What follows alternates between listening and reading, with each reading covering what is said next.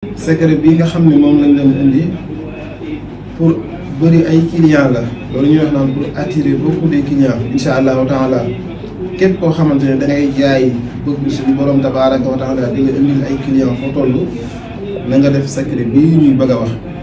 weexal gi nag du lenn lu dul nga jël sa baaraam laal em bi incha allah nga em vidéo bi loolu képp mooy weexal bi te lii ñu leen di jox alxuraan la boo xam ne dara gën koy wër te dara gënu koo gaaw tamit donte nit ñi dañuy faral di wax naan alxuraan dafa yéex loolu mbokk yi loolu bàkkaar la. alxuraan dafa yéex loolu ab jullit waru koo wax ndax alxuraan mooy wax yàlla suñ borom lépp luy am ci coobareem lay amee kon naka ngay jëlee li nga xam ne benn araf alxuraan moo gën àdduna ak li ci biiram yow nu mën laa jox loo xamante ne nii mi ngi fii ci biir àdduna ak li ci biiram nga ne loolu moo gën a gaaw alxuraan gën koo efficace yal nañu yàlla jéggal ci dégg bi ñu koy dégg ak yéni mel loolu mbokk yi lu ëpp a def la suñ borom mooy borom kun fayakun kon bu kenn waxati ne alxuraan ñu ñaanal la ci dafa yéex wala ay biram dafa yéex déedéet secret bi nag moo ngi nii wa zayyannaaha lin nazirin wa zayyannaaha lin nazirin maanaam yow li ngay jaay bu doon dafay am melokaan boo xam ne nit ñi sax xemmi muñ ko loolu ku ko gis bëgg ko suñ borom dana la ko taaralal ba ci bëtt nit ñi ba ku ko gis bëgg ko da leen di dana romb place boo xam ne du fa am sax soxla taxu ko woon jóg waaye day jékki-jékki rek jàdd am lu mu fa jënd loolu day am moo tax yii yu am solo la da ngay bind wa zayyannaaha lin naaziriina fukki yoon ak benn ihdaa asara marra boo noppee nga tig ci wa azin fi naasi bil hajji ya'tuuka rijaalan wa ala kulli daamirin ya'tiina min kulli fajjin amiiq tukarriru ya'tiina min kulli fajjin amiiq ihdaa asara marraat maanaam boo agsee ci baat bii di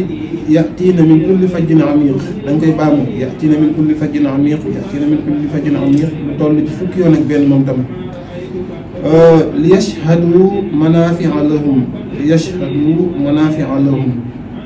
li yashhadu manaafi'a lahum moom tam fukki yoon ak benn boo noppee nag nga def ko saafara boole ko ak maanaam nga def ko saafara insha allahu taala saa yu xëyee rek nga di ko wis ci li ngay jaay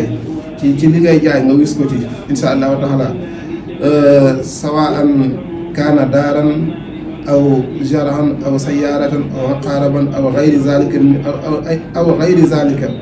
maanaam daal moo xam bu dee koo xam ne dafa yor parking di jaay wala koo xam ne ay maanaam ay terrain lay jaay wala ki nga xamante ne ni dafa yor ay marchandises ay boutique cosmétique ak yu mel noonu fexeel ba saa yoo xëyee rek ngay jël saafara si dugg ci wis insha allahu taala suñ borom lan la ci defal tawfiq bu dee nag li ngay jaay mënoo koo wis ci li ngay jaay ndax ragal nga mu yàq wala yenn yi su boobaa fexeel ba yow nga di ko diwoo ba saa yu xëyee rek nga wis ci biir place bi fi nga xamante ne nii mën nga faa wis saafara si insha allahu taala nit ñi danañ fa jublu nit ñi danañ fa dëgmal nit ñi danañ fa fokkati bi sala ko jënd ko insha allahu taala bu nekk secret bu am solo lool weexal bi mooy nga laal zem bi ngir mën koo jëfandikoo loolu yomb na lool jërë ngeen jëf